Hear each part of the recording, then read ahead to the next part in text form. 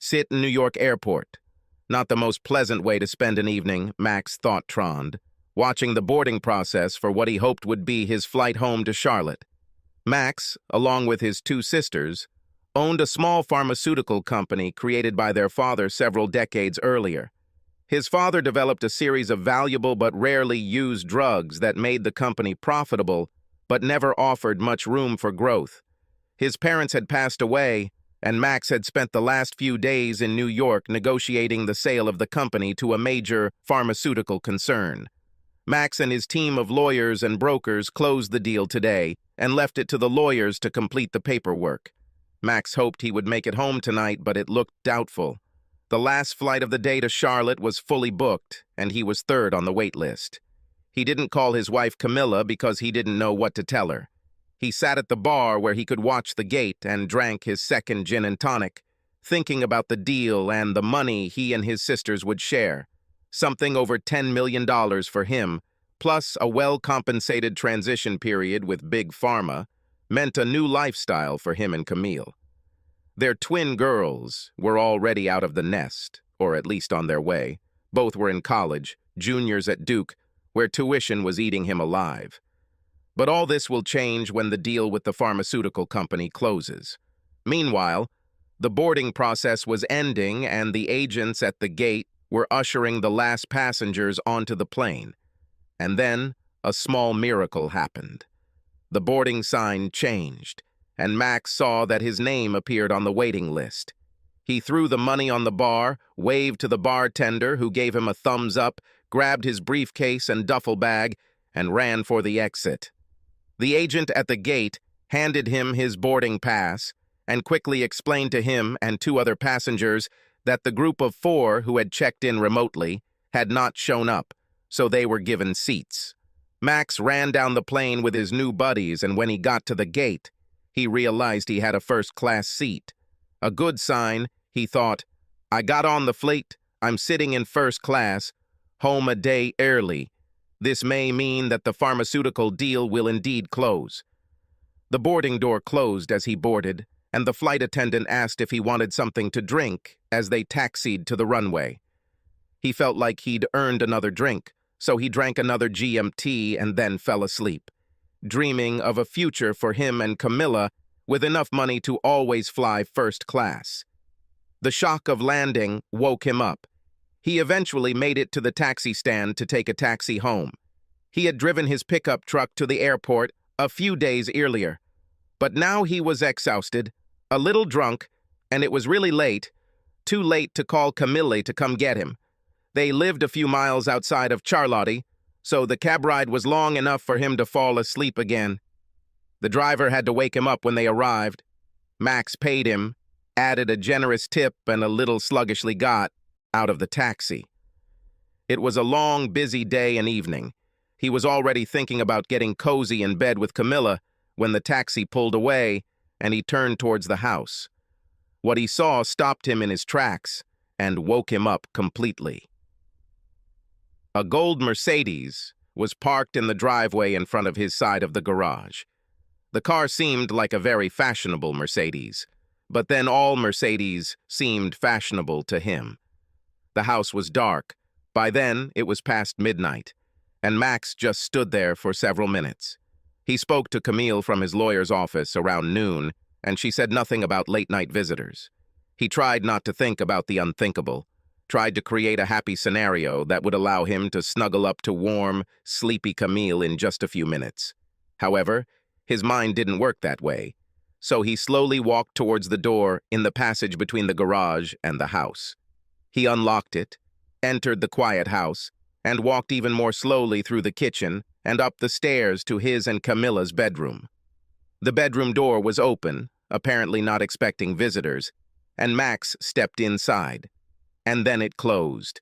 There was no other way to express it. His brain stopped working, he stopped breathing, even his heart seemed to stop beating. He saw what he considered unthinkable. Camille slept, naked, spread out on her side of the bed, with one arm wrapped around the man, who was also sleeping, even smiling slightly in his sleep. Max stood there for what seemed like an eternity, but eventually his brain started working again. He looked again at Camilla's hand, lying across the man, and they both snored. This broke Max's heart. Until tonight, he had enjoyed listening to Camille snore. She was snoring quietly, almost purring, Max thought. He thought her snoring meant she felt absolutely safe, deep in the peaceful sleep that came from sharing a bed and life with Max. He often fell asleep with that soft purring sound in his ears. But that's all. He would never hear that snoring again, never sleep next to her again. Even with his heart broken, Max began to think again. He saw the man's clothes neatly folded, lying on the chair that Max had sat on hundreds of times. Smoldering rage began to flare up inside Max. He pulled up his pants and pulled out his wallet and car keys, then stopped to think a little more. He could get the tennis racket out of the bedroom closet and use it to beat the asshole up, he decided. He could also beat Camille. Both of these actions, while satisfying in the short term, could cause big problems for Max in the long term. Another idea began to form in his mind. He took out his cell phone to take some incriminating pictures as the idea germinated and expanded. Max finished taking pictures and then collected all of Asshole's clothes and shoes. The asshole was a big guy. Max was 5 feet 10 inches tall and weighed about 160 pounds. The asshole looked at least 4 or 5 inches taller and perhaps 50 pounds heavier. A tennis racket may not have been a good idea, even in the short term. Taking his clothes and shoes in his hands, Max took one last look at his wife, his loving, beloved wife, the mother of his precious daughters, and hardened his heart against the love that had fueled him for more than 20 years. He left the bedroom, still without tears, and headed back down the stairs to the outside. The key fob beeped, and the Mercedes doors opened. Max put his briefcase and duffel bag inside and slid into the driver's seat. He was never a fan of fancy cars, but when he got into the Benz, he realized that he liked it. He figured out the controls, put the car in gear, and drove off. After about a mile, Max pulled over and looked at Asshole's wallet. The usual things. Some money, business cards that identified Asshole as Franklin Thompson, a senior sales manager at a local Mercedes dealership, a driver's license that showed a Charlotte address. If Asshole had family there, Max figured he could cause some real trouble. For Asshole, of course, and maybe Camille too. But at the moment, Max was exhausted and headed to the nearest motel to get some sleep. Camilla Tronder was a very careful person. She knew that she was not as smart as her husband Max, but thanks to her caution, her affair with Franklin Thompson lasted almost 5 months without Max suspecting anything. Max was still in New York, she thought, as she lay in bed with Franklin the next morning. He was good in bed, maybe not as good as Max, but out of bed he could not compete with his husband.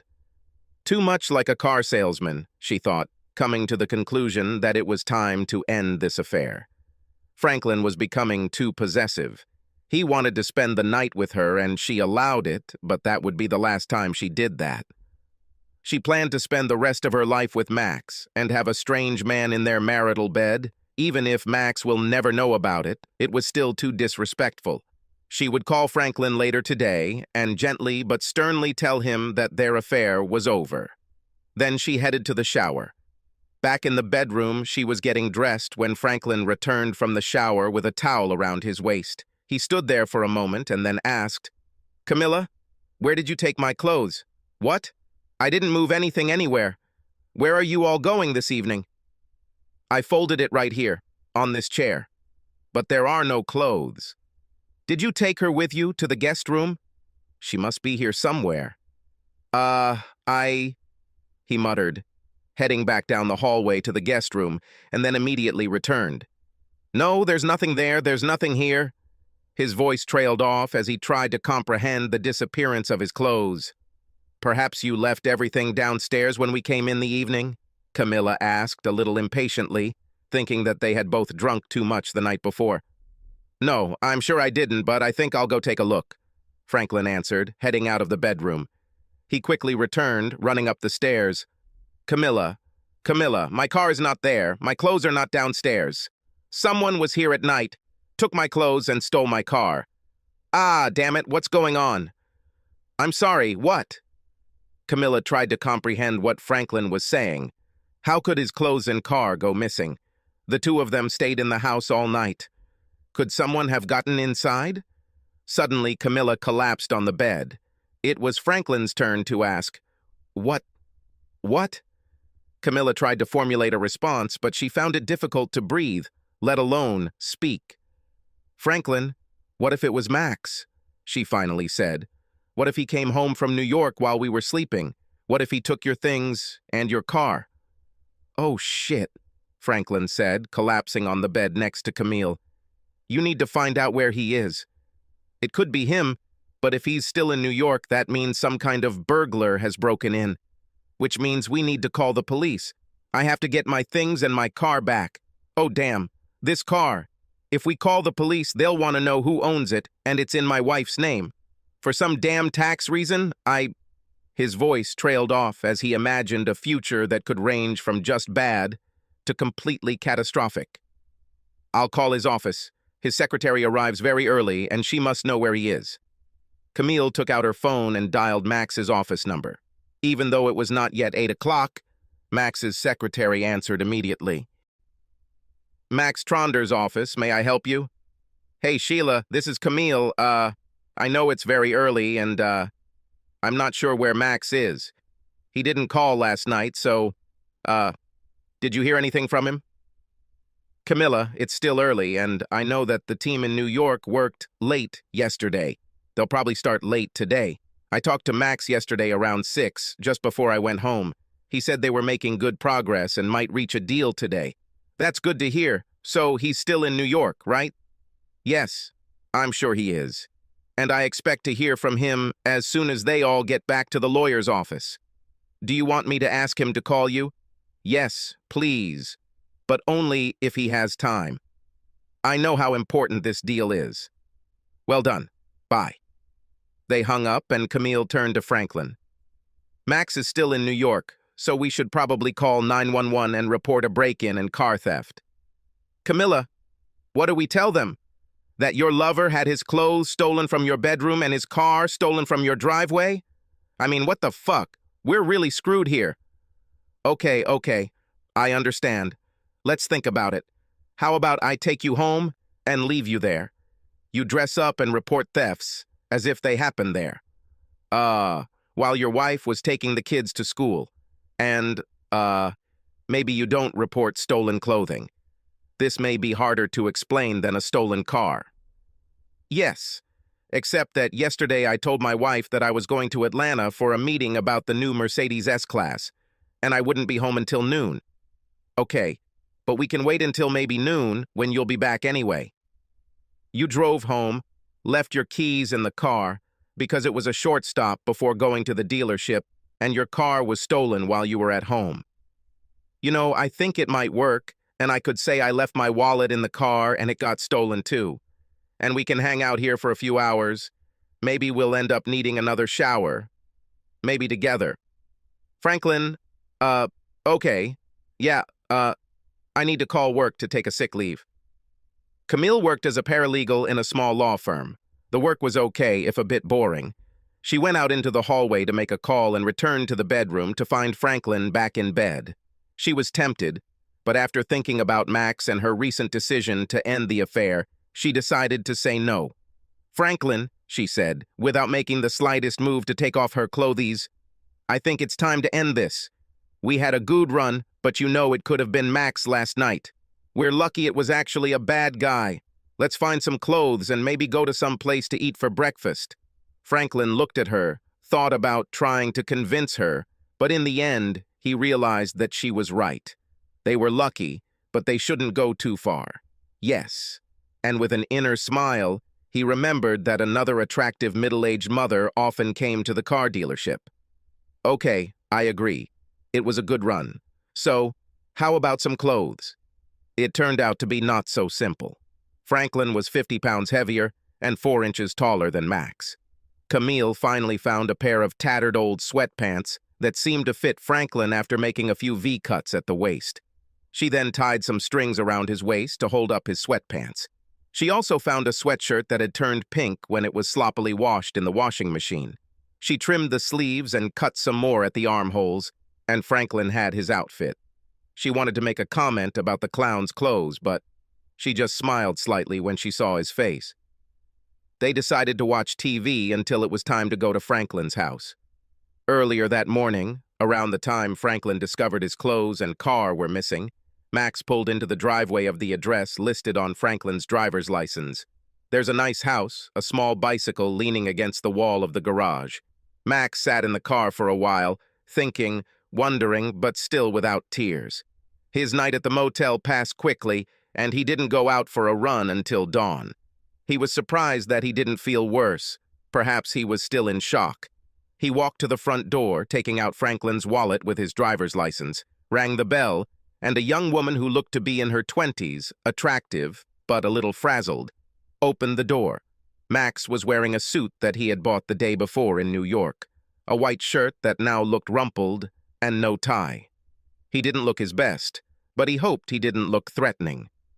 He held up Franklin's driver's license so the woman could see it, and pointed at the gold Mercedes. Before he could say anything, the woman slammed the door in his face, but then opened it again a few seconds later, holding her cell phone in her hand. "I have 911 on my phone, and I'm ready to press send if you don't tell me my husband is okay." "Ma'am, I have a photo on my phone of your husband and my wife in bed at night, naked and fast asleep. To be honest, I don't think there's anything wrong with your husband, or with my wife either. If you want to call 911, call 911, and I'll just wait in the car." They looked at each other for a moment until her face fell, and she opened the door to let him in. She started to say something when they both heard "Mommy" from the kitchen. "Wait here, I'll be right back." She turned away, heading back to what Max assumed was the kitchen. He heard voices, hers, and at least one of the children. She returned, handing him a cup of coffee. "I hope you drink black coffee. I have to get the kids ready for school and then take them. I'm afraid I trust you more than my husband now. You can stay here until I get back, and then we can talk." "Fine." "Okay," Max answered. "I'm afraid we're in the same boat." He sat down in the living room, and soon a woman appeared with 2 children. She introduced him as Dad's friend and walked out the door with them. Max just sat there, drank some not-so-good coffee, thought about calling his office, but ended up just sitting there. When the woman returned, she silently ran up the stairs to the living room. A few minutes later, she came back down, looking better with her hair combed and her lips a little tinted. She extended her hand to Max. As they shook hands, she introduced herself. "Sorry for the recent commotion. I am Molly Thompson, currently married to Franklin Thompson, who is currently involved with the woman you are currently married to." Max couldn't help but laugh at her turn of phrase, and it felt good to laugh. "You are absolutely right about all the current events at the moment. My name is Max Tronder, and my wife's current name is Camille Tronder." He then explained what happened last night and saw Molly's tears begin to flow. "I'm divorcing Camilla, and I'm sure the photographs will help me get a decent settlement. I can send them to your phone if you think you might need them." "Yes, I think I should have them," Molly answered, looking at Max with dead eyes. He reached for his phone but stopped when she said, "Wait, don't send them to me. If I see them, I will never get those pictures out of my head. You keep them, and if I need them, I can call you. Right?" "Of course," Max said, but then added, "I probably won't be at my current job for long, and I definitely won't be in my current house anymore. I will give you the contact details of my lawyer. You can always contact him if you need photography or any help in a divorce situation." "Okay, thank you," Molly said. "But what should we do right now? Are you returning the car? Are you going to wait for Franklin and try to beat him up?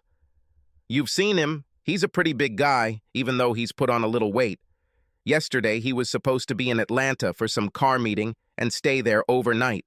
He should be home this afternoon. You know, I kind of like this car, and I've never driven a Mercedes before. I think I'll keep it until someone forces me to return it. Your husband, and I must say his name to me is Asshole, may have—" Molly laughed, and then Max joined in. both of them needing all the release they could find. "Actually, the car is registered in my name," Molly said. "For some tax reason, I think more depreciation Franklin, or should I say asshole, put it in my name since I drive more than he does." And she paused thoughtfully, then continued, "You know, since I own this car, I can issue you a permit to drive, and the cops can call me to confirm if you get pulled over." Max liked the idea, but didn't respond, since Molly was obviously still working out the plan. "And one more thing," she said. "There have been a lot of break-ins in our area lately. You have Franklin's keys and clothes. If the key we're hiding in the backyard is missing when he gets here, he might try to break in. And if our security system is set to instant alert mode, he will attract interesting attention from the police." "Molly, I think I'm falling in love again." "You are wonderful." Okay, calm down. Franklin can just wait to come back until the kids and I get home from school this afternoon, but I can pick them up and go to the park for a while. Let's give him more time to get into even more trouble. Whatever happens, please let me know, especially if he does get into trouble with the police. And call me when you need your car back. I don't want you to get into any trouble. We'll be done. Now you need to get out of here, and so do I. Max drove off in a beautiful gold Mercedes, wondering how much the same one, only in a better color, would cost. Molly gave him the permission slip, and he assumed she would get the hidden key, set the alarm, and leave for the rest of the day. Camille and Franklin actually arrived at Franklin's house around noon. Camilla dropped him off and quickly rushed off as if she was trying to avoid further infection. Franklin walked to his front door, hoping that it might not be locked because Molly was home, but at the same time, afraid that she might be there. Of course it was locked, and he hurried around the house to the rock in the backyard, where they kept the spare key. But the stone disappeared. "Oh shit," he muttered, looking at the back of his house, wondering if he should break in. He tried to open the back door, but it was also locked, so he decided that he really had no choice but to force his way inside. He looked at the windows along the back wall, wondering which one would be best to break. He stopped at the window into the family room. The window was the largest at the back, and breaking it would give him more room to enter the house. He broke a branch from the tree he was about to trim and examined the window. Since he was barefoot, he needed a way to get through the broken window glass, which he could break. He pulled 2 chairs from the back porch and placed them next to the window. He thought he could climb over the chairs to avoid the glass and then just be careful when he entered the living room. A few deep breaths, and he was ready to go. Franklin threw a branch through the family room window and it shattered with a satisfying crack, followed immediately, unfortunately for Franklin, by the wailing sound of the home alarm system siren. To make things even more unfortunate, the police car just happened to be driving down his street, as Molly had called the local police station that morning to complain about potential break-ins in their area. Damn, Franklin muttered, trying to quickly climb over the chairs to get into the house and disable the damn security system, but not fast enough. "Police! Stop right there and slowly walk away from the house. Raise your hands up." Franklin looked back and saw 2 policemen with pistols. He did as he was told and only cut his legs slightly as he climbed off the chairs and backed away. "Officers, I can explain," he began to say when one of the policemen put his hands behind his back and handcuffed him. The policeman ignored his attempt to explain himself and read out his rights. The policeman then asked if he wanted to say anything. Yes, this is my house and I, don't have a key, so I broke in to get some clothes and call my office." The cops were looking at Franklin's tracksuit, perhaps thinking clown clothes, when one of them asked him if he had any identification. No, not now. You see, I lost my car and all my clothes and stuff, and I just need to get inside so I can get some real clothes." "How did you lose your car, sir?" Well, last night I stayed at a friend's house, and this morning the car, wasn't there." "It just wasn't, huh? Have you reported a mysterious disappearance? Maybe you left it in a bar somewhere?" Franklin was stumped. He didn't want to reveal where he was or why he didn't report the car missing, but he also didn't want to go to jail for trying to break into his own home. and the handcuffs were really uncomfortable. Then he came up with a solution that might work. You can call my wife. She can identify me, and perhaps you could take me to my office. I can ask someone there to help me get some clothes. He knew he'd put up with a lot of crap at the dealership, but it was a lot better than going to jail. One of the cops took Molly's phone number from Franklin and went to call her. Franklin could hear the police part of the conversation. "Ma'am, this is Riles from the Charlotte Police Department. We are at the address." He gave the address. "And we have a man here who claims to be your husband. He tried to break into your house because he lost his clothes and—" "Yes, ma'am?" "No, ma'am." Yes, ma'am. We will, of course, do this." "Thank you, ma'am." He turned back to Franklin. "The lady says her husband is in Atlanta, and anyone who breaks into her house must be a burglar. She hopes we throw you in jail and throw away the key. But... Franklin was almost crying as the cops led him to their patrol car to take him to the station. And Camilla. She arrived at her office half a day late, but she will make up for lost time. Still thinking about Max, since she still hadn't heard from him, she called his cell phone, but no one answered. She then called his office again. "Hello, Sheila," Camilla again. "I'm starting to get a little worried about Max since I still haven't heard anything from him. And you?" "No, I have nothing new. I guess this means he's still in New York with the lawyers, but it's really not like him to not call. You do seem a little worried, so I'll call there and check on him, and either he or I will call you back in a few minutes. Fine?" "Thank you, Sheila. You are the best secretary in the world." A few minutes later, Camilla actually received a call back. "Camilla, this is Sheila. I talked to one of the secretaries at the law office, and she said Max left late yesterday, hoping to catch the last flight to Charlotte. So I called Max on his cell phone to check on him. I did talk to him, and he asked me to tell him that he would call later." "Fine." "Thank you, Sheila. Thank you," Camille said, disconnected. A snake began to grow in the depths of her stomach. Max hung up after talking to Sheila. He was driving a gold Mercedes to see a divorce lawyer recommended by Fred Thomas, his longtime business lawyer. He trusted his business lawyer and hoped he could trust his divorce lawyer. "Mr. Thronder, please take a seat." "Miss Reinhardt will be with you in a minute," the secretary told him. He sat down, somewhat reassured by the lawyer's office. No expensive furniture, but not cheap-looking either. Before he had time to worry further, a 50-year-old, somewhat plump lady with obviously dyed red hair entered the waiting room. "Mr. Thronder?" Max stood up and nodded, and she continued, "I'm Anna Reinhardt. Fred called and told me to take the best possible care of you. Let's go into my office and talk about your situation." Max followed her into a nice but not luxurious office, took coffee from the secretary, and told his story. He found a cheating wife, wanted a divorce, and also wanted to protect his assets, especially the proceeds from the sale of his company and his sister's company. He skipped the part of the story that concerned the golden Mercedes, although he suspected that Anna might find it funny. "Max, is it okay if I call you that?" He nodded, and she continued, "And I'm Anna. Good news, well, relatively good news considering your situation. Fred told me that you and your sisters owned your company before you married your wife, so your shares are considered separate property. That is, your wife has no rights to the shares of your company or to the proceeds of the sale.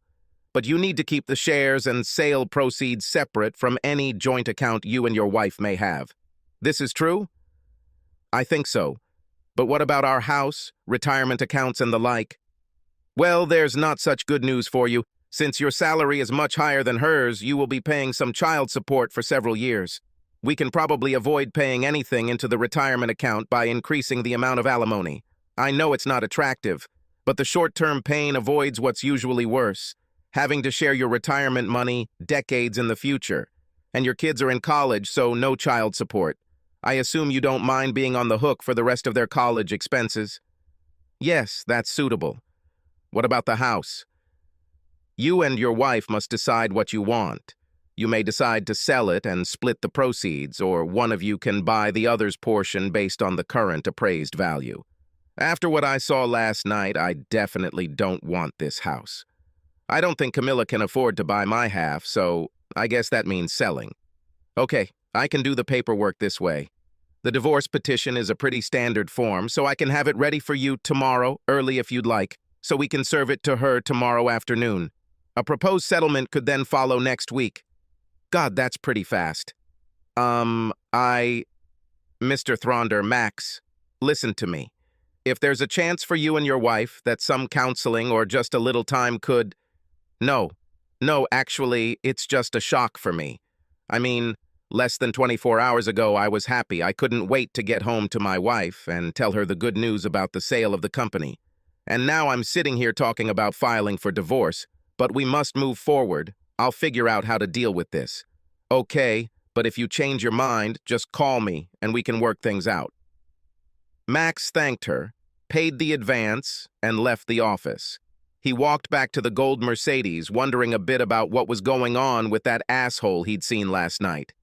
And that reminded him that he had told his secretary that he would call Camille. Camille answered the phone in her office at the law firm where she worked. Camilla, this is Max. You called and looked for me. Oh, Max, thanks for calling. I missed you. Where are you? I'm here in Charlotte, Camille. When did you get back? The snake deep in her belly raised its head. Last night, Camilla. I came back last night.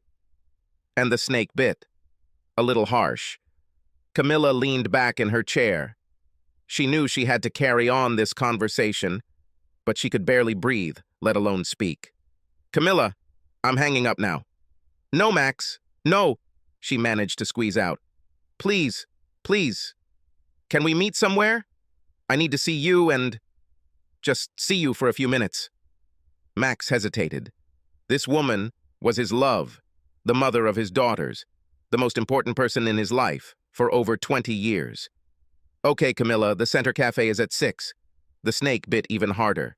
Camilla had to agree, but the Center Cafe was the place where she and Max had met a long time ago, both of them hanging out with friends.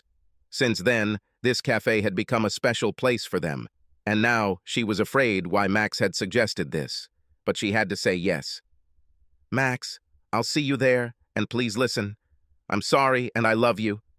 Max hung up. Camilla sat and cried, and the snake bit more and more. Camilla came to the cafe early. Max was not there yet. She ordered a glass of wine and sat there thinking about what a terrible person she was. Her first real sexual experiences were with big, strong football players in college. She played around in high school, but it took those college football players holding her down, making her feel helpless. When Max arrived, she thought she had overcome this need to feel helpless. Max was everything she needed. Strong in bed, loving, a great father to the girls, a good provider. That would have been enough if it weren't for the plane ride back to Charlotte from the West Coast. Max was visiting some pharmaceutical company trying to sell a new drug, and she accompanied him for the weekend before his meetings began. Flying home alone on an overnight flight, she sat next to a large man, the coach of what turned out to be a local NFL team. They chatted, drank too much, and she fell asleep with her head on his shoulder. She woke up with his hand between her legs, under her skirt. Now, thinking about that night, she knew she should have screamed or at least pushed his hand away. But no, Camilla didn't do that. And the feeling of guilt? She didn't remember feeling guilty, only relief that Max didn't return until later that week when she and her body had recovered. The pussy had a feeling of guilt. This coach only worked in Charlotte for one season, and Camille might have become a faithful wife again if he had not introduced her to a forward from the practice squad before leaving. Not a star, not even a newbie, but just as strong and dominant in bed as the coach was. Camilla was actually grateful when she was assigned. After some time, the guilt finally surfaced. She wanted to remain faithful to Max and broke up with her lover. Camille thought she was done with her cheating by the time their girls left for college. She loved Max dearly and enjoyed the extra time they had together when the girls were away. But the snake slithered in when Max did something nice for it. He told her it was time for her to get a new car, a luxury car that she should choose, and unfortunately, she decided to go to the Mercedes dealership, where she met Franklin Thompson. He didn't sell her a Mercedes, but he pushed all the right buttons to get her into bed, and she knew it was wrong. Wrong. Also because Franklin wasn't that good in bed. She had gotten away with her previous affairs and thought the marriage was intact. But now she and Max loved each other more than ever, and she wanted to be faithful. This was the right thing, and not have sex with a big idiot. Letting Franklin spend the night in his marital bed would have been a terrible mistake, even if Max hadn't discovered them. But she had let him, and now she feared the terrible price she might have to pay. "Hello, Camilla." Camille looked up and saw Max standing there. He looked much older than he did before he flew to New York, and she knew it was her fault. The snake in her stomach continued to bite. "Hi, Max. Thank you for being here. I don't even know how to begin to say how sorry I am." "Can I ask a few questions?" he said, sitting down. "Oh, Max, please no. If we have any chance, questions and answers will simply kill that chance. Max, we should run away, just for a few days, to some island in the Caribbean, where we can be reunited, where we can hug each other, where—" "Camilla, please. You're delusional. If you can't answer my questions, I'll get up and leave now." The snake continued to bite, but Camille knew she had to endure the pain and let Max vent the way he wanted. Maybe, just maybe, he could come out the other side of his anger to some kind of reconciliation. "Okay, Max. Ask me anything." "Do you know what time I got home last night?" Strange question, she thought. No, not really. It had to be after—" She shut up. She knew what his next question would be, and it was, "And do you know what I saw when I got home? When I went upstairs to our bedroom? Or should I say, what used to be our bedroom?" "Yes, Max, I know what you must have seen, and I know it must have been one of the worst things you've ever seen in your entire life, and I know it's entirely my fault. That you saw this, and I am begging you to please listen to me. Max, I'm sorry. So sorry that I won't fight the divorce you want. If you want—" "Shut up, Camilla." Next question. "How many men have there been since we got married? If you're lying, if I think you're lying, I get up and leave." Camilla's first thought was to lie. The second thought was that lying was too risky, and the third thought was that the marriage was probably over anyway. 3, Max. 3 men whom I now regret having ever met. I think I can see in your eyes that our marriage is over, and I understand it. You deserve someone better than me. I'm willing to do almost anything to give us another chance, but I understand if you don't want anything to do with me anymore. Call the lawyer, Camilla. Tomorrow you will be served with divorce papers." Max got up and left. Camille sat there, too stunned to even cry at first. While she was thinking about what Max had just said, the snake in her stomach bit hard, and she actually started crying. Max walked out of the cafe, remembering how he and Camille first met there, decades ago, and wondering if this meeting would be the last time they ever had any kind of intimate conversation. Intimacy, he thought bitterly, must be the worst kind of intimacy, hearing your wife say that she had sex with other men, and to see her with that toad Franklin, in their bed, in their fucking bed, sleeping, her snoring. For God's sake, how am I ever going to get over this? Perhaps he could handle 3 faceless men in the 20-odd years they had been together. Just maybe with some counseling and a lot of humiliation on her part, maybe. But he would never get over that scene in their bed. Their marriage was over. And sitting in that damn gold Mercedes, he finally cried. At some point, Max realized that it was already getting dark. He blew his nose, wiped his face, and thought about what Molly Thompson had said that morning, which now seemed like a year ago. She told him not to send her pictures of her husband sleeping with Camilla. She felt that it would be much more difficult to forgive if she were confronted with visual evidence. Max decided to call her, share this thought with her, and check the situation with Mercedes. "Hello," Molly answered the call. "Molly, this is Max Tronder, from this morning. I'm just calling to see how you're doing and what I should do with the car. Max, thank you for calling. I seem to be holding on. You can keep the car for now. Franklin is in so much trouble that he won't need her for a while. Trouble? I hope you didn't shoot him. No, but he might prefer this option. He got arrested for trying to break into our house and apparently took a swing at one of the cops. You know, he's a big guy, and the cop hit him with a stun gun. Then something happened while he was in prison. He doesn't want to talk about it, but I think he may have been attacked by another prisoner somehow. I wouldn't talk to him, and he ended up having to call his brother to post bail, and that means his whole family knows what's going on. Wow. Molly, I can't say I feel sorry for him, but I feel sorry for you. What I really want to say is that you made the absolutely right decision this morning not to look at the pictures of him cheating. If you have any chance of reconciling, these photos would make it a lot harder. Yeah, he finally came home a couple of hours ago, crying and telling me how sorry he was and begging me to let him stay, at least for now. You know, we have 2 little kids, so I'm going to try to figure this out. But life won't be easy for him. His own brother, who is a lawyer, told me that I should push for a prenuptial agreement, and he said he would help with that. Besides, I'm going to be in control of our finances, at least for a while. Franklin will be on a fairly short leash, and I plan to tug his collar frequently. Keep it up, Molly. I wish you all the best, and when you need to return the car, just call me. They hung up, and Max sat there, somewhat jealous of Molly. Perhaps Franklin learned his lesson. Being arrested and charged with assault for trying to hit a police officer on top of what happened to him in prison may have scared him a lot. Max hoped so, for the sake of Molly and their children. Finally, he drove back to the motel where he was staying. He had one more job to do before he tried to sleep. Call his daughters, Jane and Joan. "Hi, Daddy."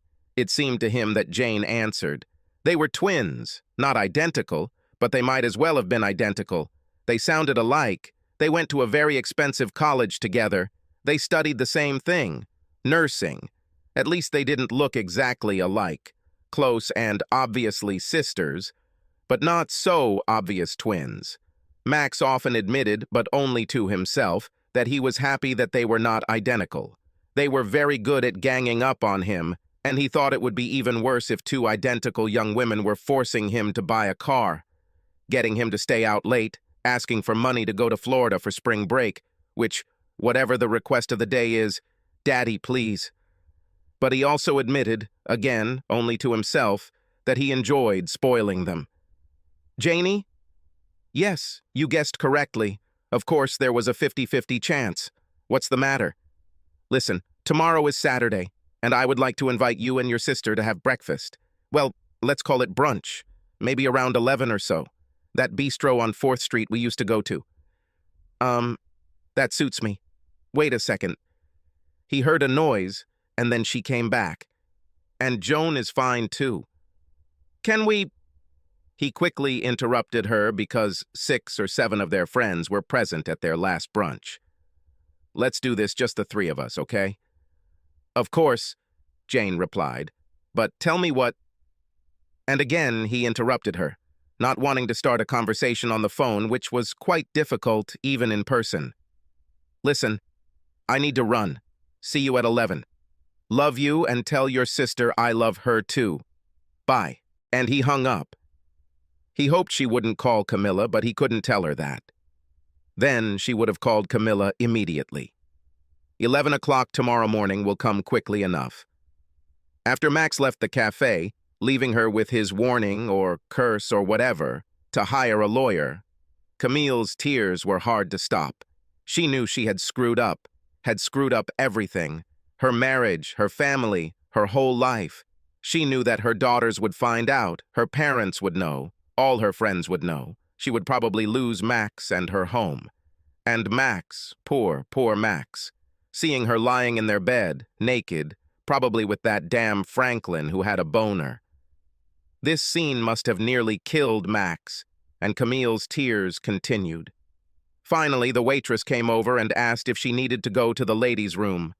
Camilla choked back her sobs and managed to say, "No, thank you." She paid the bill and left, heading to the house that would soon no longer be her home. When she got there, she found some gin, just the wrong amount. Not enough to make her pass out, but too much to help her figure out how to get Max back. After she drank it all, it helped her fall asleep, hoping for some miracle that would bring Max back to her. Max was sitting in the bistro at 11 o'clock the next morning when his daughters entered. He reviewed and approved the draft divorce petition early in the morning, then drove 2 hours from Charlotte, using that time to figure out how and what to say to Jane and Joan. But first, everything is as usual. Hugs and kisses. How is school? How is work? Food ordered and eaten. Plates cleared, and then, finally, real conversation. "Dad, we know something is wrong," Joan began. "You look a little sick. Are you here to tell us you have cancer or something? And if so, where is Mom?" "Girls, yes, I have really bad news, but nothing physical. No one is going to die, and—" "It's Mom," Jane interrupted.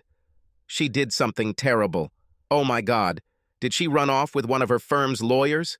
A young, strong body that Joni or I should be chasing?" Both girls burst out laughing, taken aback by the absurdity of the idea, until they saw that their father was not laughing. "Dad, no, not Mom, no." Joan couldn't finish her fear out loud. "Girls, listen to me carefully. Yes, Mom changed. She cheated on me, but that doesn't mean she cheated on you girls." "Yes, that's right, Daddy," Joan said through tears. "If her cheating is destroying our family, then yes, she cheated on us just as much as she cheated on you." Both girls cried, and then Max started crying too.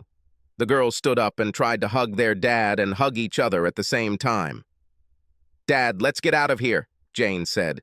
"There's a park about 2 blocks from here, and we'll have more privacy there." People were staring a bit, so Max quickly paid the bill, and they walked into the park, a girl on each side of him, all of them holding each other. "Tell us, Dad," Jane said after they found a bench to share. "We deserve to hear how bad it is." "You know she's right," Joan intervened. "We are quite mature and can handle this." "On the way here, I was racking my brains over what to tell you," Max began. "I agree. You are both adults. And yes, you are right. Your mother did cheat on all of us. I'm afraid I found my mother at home in our bed with another man, and she later admitted that there had been other men before him. I think I'm still in a bit of shock, but I know that she and I won't be able to recover from this. I've already talked to a divorce lawyer, and Mom is getting a divorce petition today." More tears, and then finally silence, as they all thought about the news and what their future would be like. "Girls, no matter how bad it is, you need to put yourself and your schoolwork first. Enough money to pay for your senior year here at Duke. And if either or both of you want to do graduate work, I suspect I can find some money for that too. But there is a quid pro quo here." They looked at him. What did he mean? "I'm happy to pay for your education, but I expect you to work hard and get good grades. Yes, what Mom did makes it difficult to concentrate on school, but you told me that you are adults, and real adults, mature, disciplined people can handle such adversity. Right?" They looked at each other, cried again, and hugged him. Yes, Daddy, you are the best, and we absolutely, positively will not let you down." Joan encouraged him while Jane looked thoughtful. "Dad, Joan is right. We won't let you down. But what about you? Will you be okay? What are you going to do?" "Well, you can think about a lot in a 2-hour drive. First, I want you both to know that what you said does not surprise me at all. I know you will continue to do well in school, and I will continue to be proud of you. As for me, what my mother did beat me up pretty bad. I could crawl into a hole and just, suffer, feel sorry for myself, try to find a way to make peace with your mom. But I realized that this doesn't suit me. I've spent my entire adult life caring for other people. When I started working for my grandparents' company, I took care of them.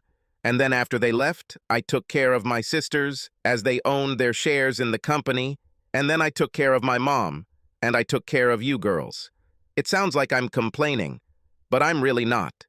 The company will soon be sold, and this will relieve me of responsibility for my sisters." Camilla left. "And you guys, I promise that I will be happy to take care of you, to help you start your adult life. So what? 2 home runs out of 3 in terms of the women in my life. Not bad at all. That leaves me. And guess what? I look at this whole story with betrayal and divorce, not as the worst thing in my life, but as a chance to start a new life. A whole new life dedicated to caring for one person. Me? Fine. Dad? Really?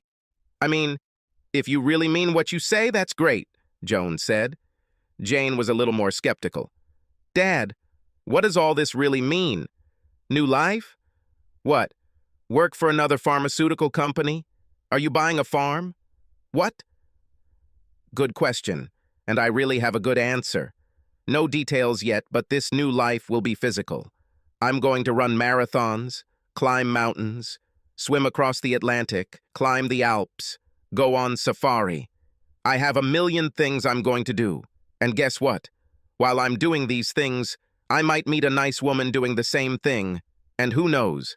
Damn it, Dad, this is amazing. Both girls looked at him with their mouths open. This was their father, not some enterprising stallion. Did you really come up with all this while driving here from Charlotte? Asked Jane. Well, yes, partly, but besides, I didn't sleep much, and different ideas were spinning in my head. I mean, I could start drinking and feeling sorry for myself, but instead, I'm going to make the best of this mess. Trust me, I'll be fine. Max left his girls with more hugs and kisses and tears as he headed back to Charlotte, still in the gold Mercedes. As soon as Max left, the girls called their mother on the phone. Hello? A creaky voice answered the phone in the Tronders' house. Joan put her phone on speaker. Mom, this is Joan and Jane. We had just had breakfast with Dad, and he told us some terrible news. What did he say?